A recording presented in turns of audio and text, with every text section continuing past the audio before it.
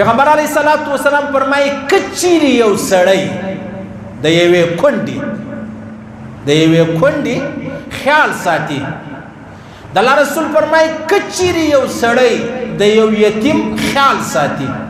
د الله رسول فرمایي کچيري یو سړی د یو مسکین او غریب خیال ساتي ګوره دا په غور واورئ که یو سړی د کونډې خیال ساتي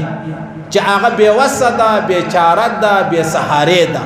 که یو سړی د داسې غریب خیال ساتي چې هغه بېوسه دی بېچاره دی مسکین دی غریب دی که یو سړی د داسې یتیم خیال ساتي چې هغه بېسهارې دی بېچاره دی او هغه مطلب هیڅ لاره نه جوړېږي د ژوند برابر شي د الله رسول فرمایي وایي دا داسې دی لکه د الله په لاره کې چې یو سړی جهاد کوي جهاد څومره لویه خبره ده څومره لویه خبره ده د الله رسول فرمایي وایي دا مرګ دومره ګران ساعت دی حضرت علی کرم الله وجهه سره روایت دی زر واره یو سړی په توره باندې ووهه دومره په تکلیف په پریشانی کې به نه وي لکه چې د یو سړي روح کېږي یو سړی روح قبض کېږي زر واره په توره باندې ووهه قیمه جنجوړه که قیمه دومره مشکل به نه وي لکه روح چې کله قبض کېږي لیکن د الله رسول فرمایي هغه یو شهید دی چې دی مري دی به په داسې حال کې لکه دته چې یو ازغی ورجګسلو یا یو میږي چې دی هغه وخاړي ازغی به څوی میږی به څوی د الله رسول فرمایي دا د شهید مقام او مرتبه ده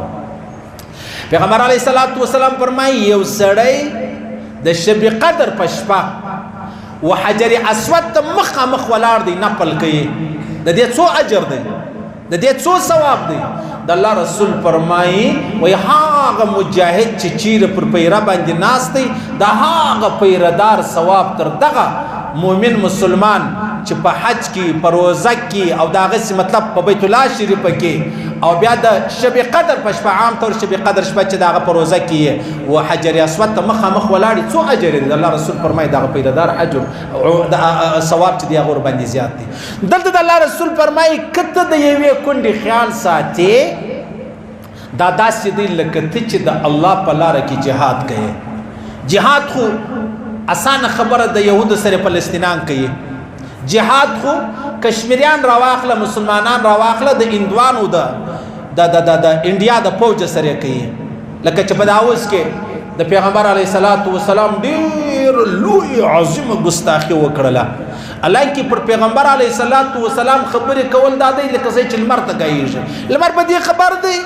نه دی په خبره نو دا صرف زما او ستا امتحان دی الله ما ته پکې چې ته څه چم کوي د پیغمبر علیه الصلاۃ والسلام نعوذ بالله ګستاخی وو به احترامي چې دا کول کیږي د الله رسول ته هیڅ تاوان رسیږي نظما په ویلو د محمد رسول الله درجه چې دا غل وړيږي لیکن ګوره دغه کافرانو سره دغه ګستاخانو سره چې دا کم چا پر پیغمبر علیه السلام تهمت بهتان ګستاخی کړي دا ایو زنانی ویلی مخکې خبره تیر سوې ده چې دا پیغمبر علیه الصلاۃ والسلام چې دی دا پر 50 کاله د 9 کالو انجلی سره واده وکړي دا ډېر نعوذ بالله استغفر الله ډېر بد خبره ده دې چې کوم خبرې کړې دي څنګه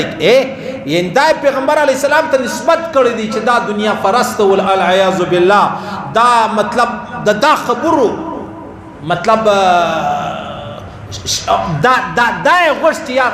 زه توري نه سم ویلی زه کم توري ووایم د چې څه کړي دي هغه زه هم وایم که څوم نقل کفر نه باشد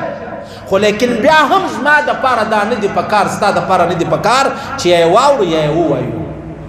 نو د داسې چا سره چې یو سړی جهاد کوي دا کافر مردار کی دا مړ کی د دې ژبه ورپرې کی د دې څو اجر دی محمد رسول الله فرمایي که د یوې کونډې خیال ساتي ډوډۍ نسته ډوډۍ دې راوړه وړه نسته وړه دې راوړو د کور اوبه یې نسته تا یې اوبه ورپوره کړې بیماران دې تا یې دوا ورپوره کړه د الله رسول فرمایي په خدای قسم دا دی لکه ته چې جهاد کوې د مجاهد څو مرتبه ده څونه یعنې دا معمولي خبره در وښوله پر څومره لوی جهاد پر څومره لویه قرباني باندې د الله رسول دا ورسره برابره کړې ده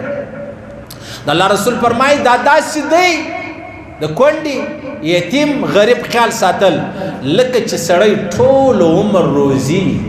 نفلی روزې نه دي په مشتو کې هغه سړی پر روی زمین جنتی دی